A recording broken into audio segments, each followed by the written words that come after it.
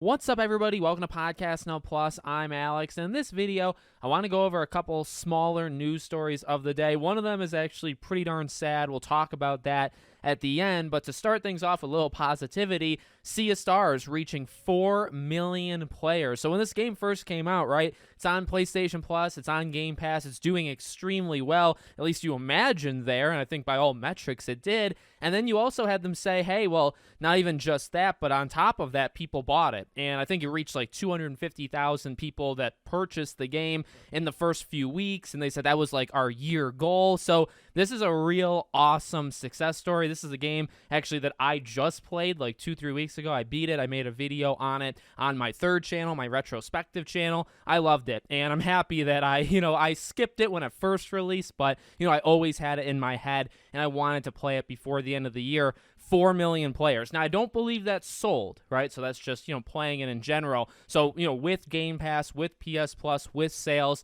still reaching 4 million people for a game of that size. And the size is not very big at all, but this is one of the true, I think, really cool success stories that, for me at least, kind of came out of nowhere. I know Sea of Stars was around beyond like 3, 4, 5 months ago. For years, actually. It's been around. I just wasn't paying attention to it. So I guess if you saw it coming, good on you, because it did do extremely well. Second story is actually on a future game, and it's the Prince of Persia, the side-scrolling game that's going to be coming out and really kind of kicks us off in 2024, right? Around the middle of January, and that, along with, I guess, The Last of Us Part 2 Remastered, and then going into Infinite Wealth, that's what kicks off our 2024 gaming year. Looks very, very solid. I think we've honestly kind of seen too much of it. They showed it, ever since they announced this thing, they've shown it off at every possible opportunity, and I think for a while I was with it. I believe that they showed a new trailer at the Game Awards. At this point, I believe you can overshow a side-scrolling game because there's only so many mechanics, only so many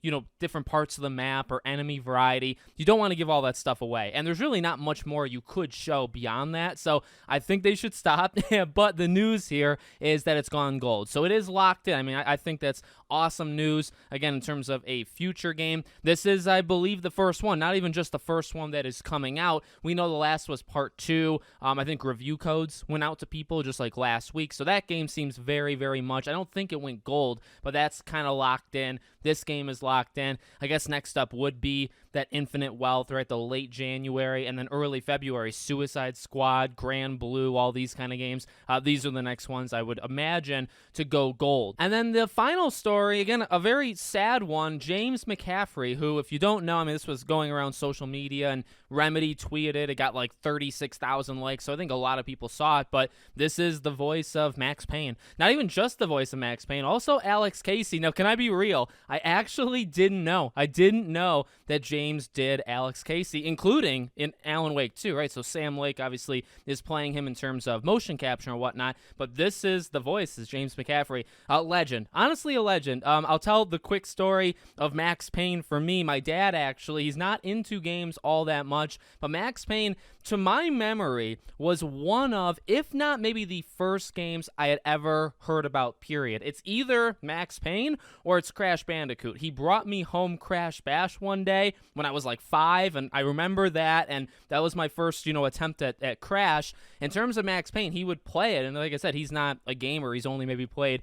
25, 30 games in his life, and Max Payne was one of them, and I remember playing it as a very, very young child, so that's just a quick, in terms of my connection to it, but a legendary franchise, right? And even like Max Payne 3, I really, really love Max Payne 3. He did that as well, and then again, Alex Casey in Alan Wake 1 and 2, so an absolute legend. Sucks. He was 65 years old, so I would say still too young. Maybe it's because I'm getting older, right? 65 is really not all that old. So honestly, a legend. It does suck for the future of the games, in terms of maybe a Max Payne. Well, we know the Max Payne remake, right? I don't know if they are just completely reusing lines. Obviously, if you're not going to just reuse lines, you're going to use him. Well, did he already do some of it? He had cancer, so he was fighting that. So in terms of the future for Max Payne, that's going to be a tough one. The future for Alex Casey and the Alan Wake franchise, that's a tough one, but also just the person. So, legendary guy. We know him, or I know him, right, from the gaming side. I looked at his Wikipedia. This guy was in like 50,